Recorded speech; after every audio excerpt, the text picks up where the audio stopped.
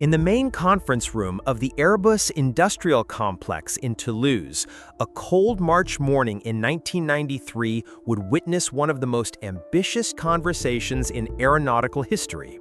6 senior engineers representing 4 European nations pored over technical blueprints and market projections. Coffee grew cold in their cups while Jean-Luc Lagardère, then president of Aerospatiale, drew red circles on charts showing the exponential growth of global air traffic. "We need to definitively surpass the Americans," declared Klaus Richter, the German representative, adjusting his glasses while pointing to Boeing's numbers. "The 747 has dominated intercontinental routes for over 20 years. It's time to show that Europe can think even bigger." Beside him, French engineer Michel Delacroix nodded in agreement, his eyes gleaming with the prospect of creating something truly revolutionary. The strategy seemed brilliant at that moment.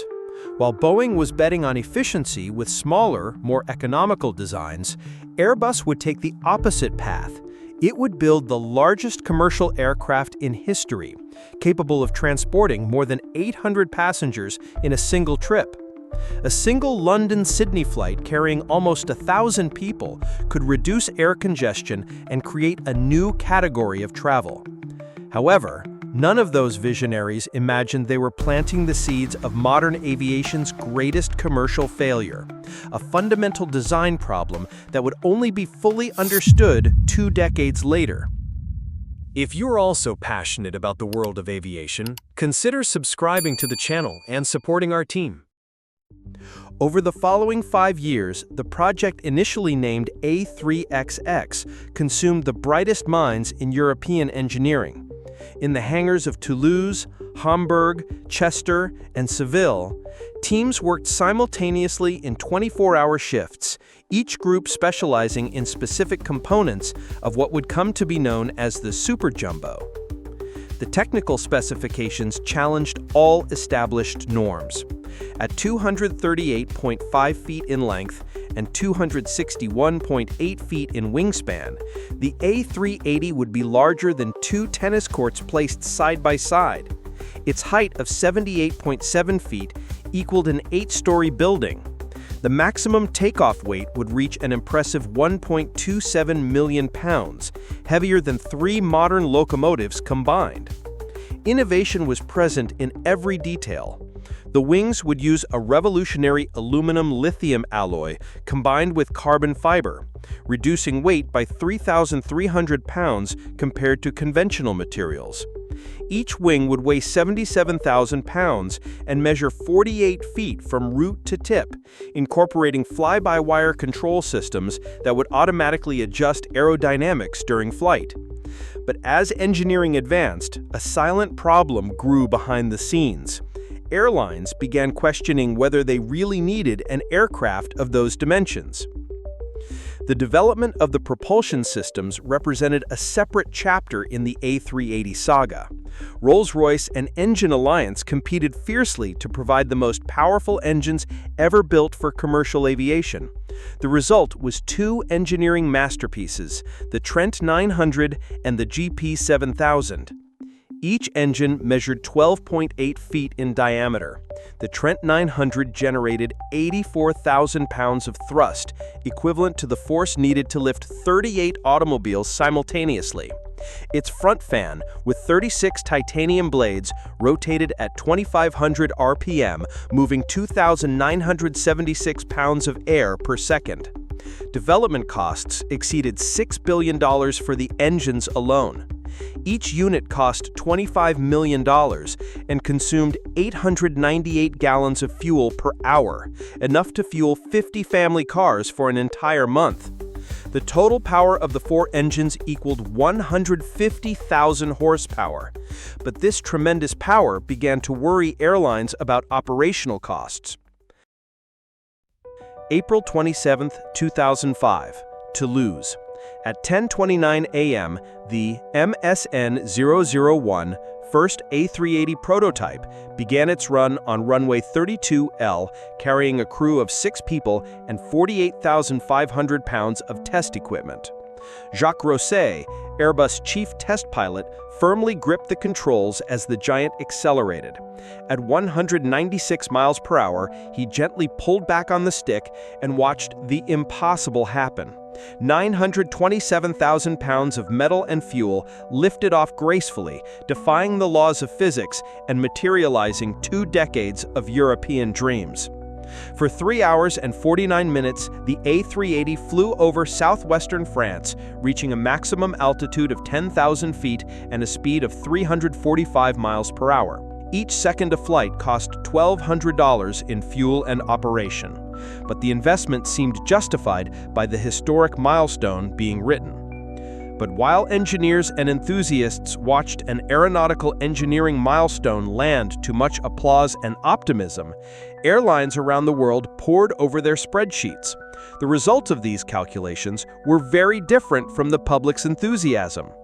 Singapore Airlines became the first commercial operator of the A380 in October 2007, receiving its aircraft in a lavish ceremony that cost $2.5 million. The inaugural Singapore-Sydney flight was an unprecedented media spectacle.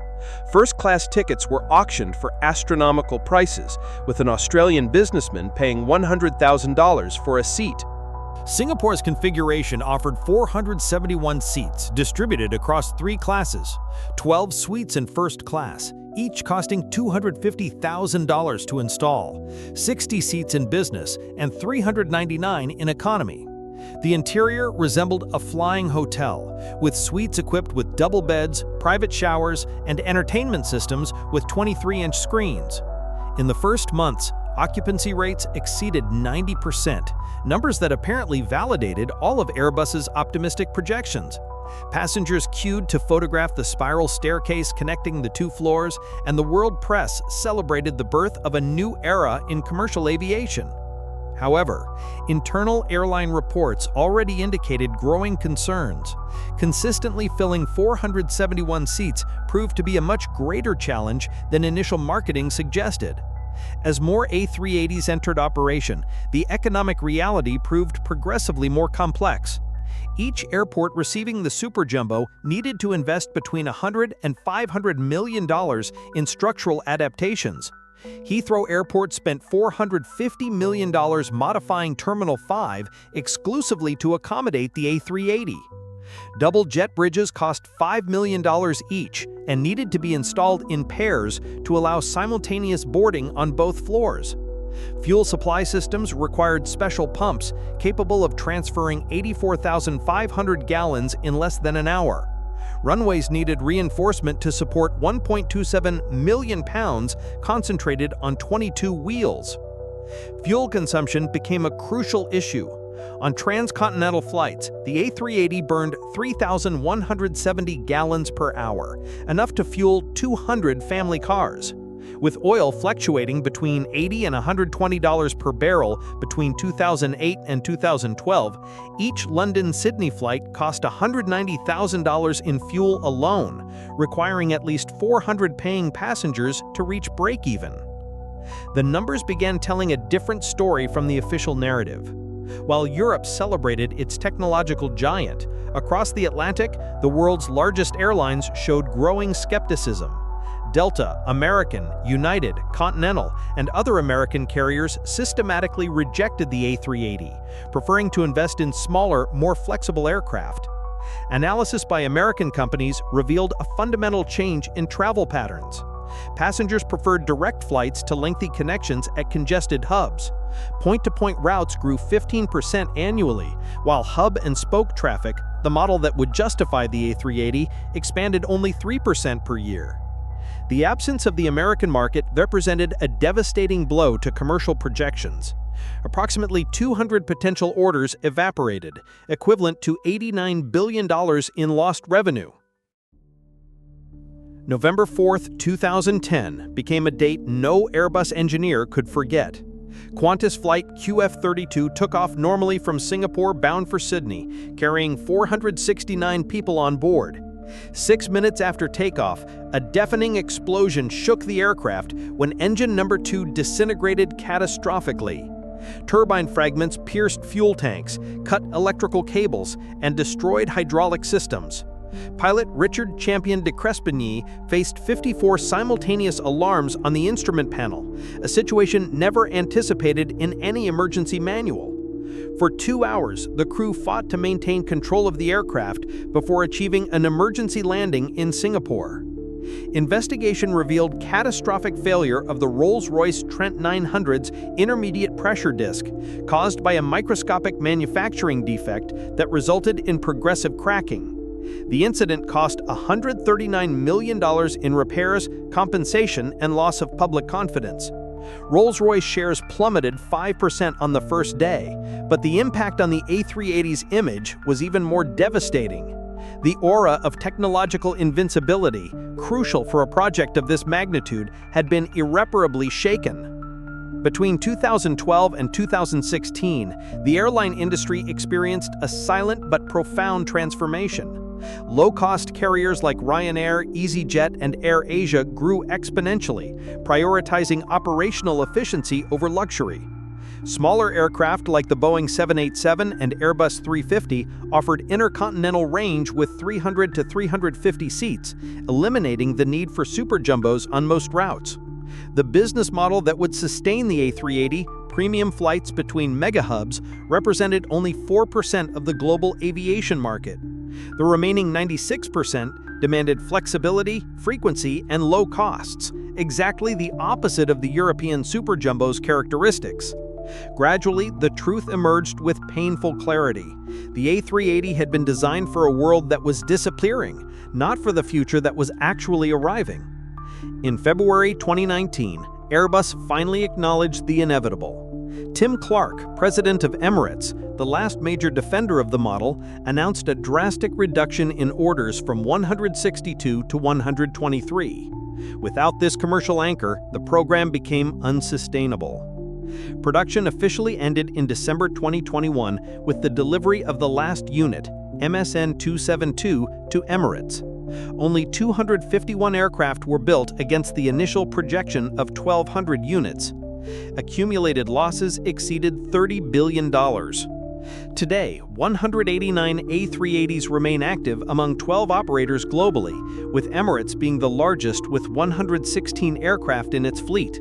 Singapore Airlines maintains 19 units, Lufthansa operates 8, and British Airways uses 12 Superjumbos.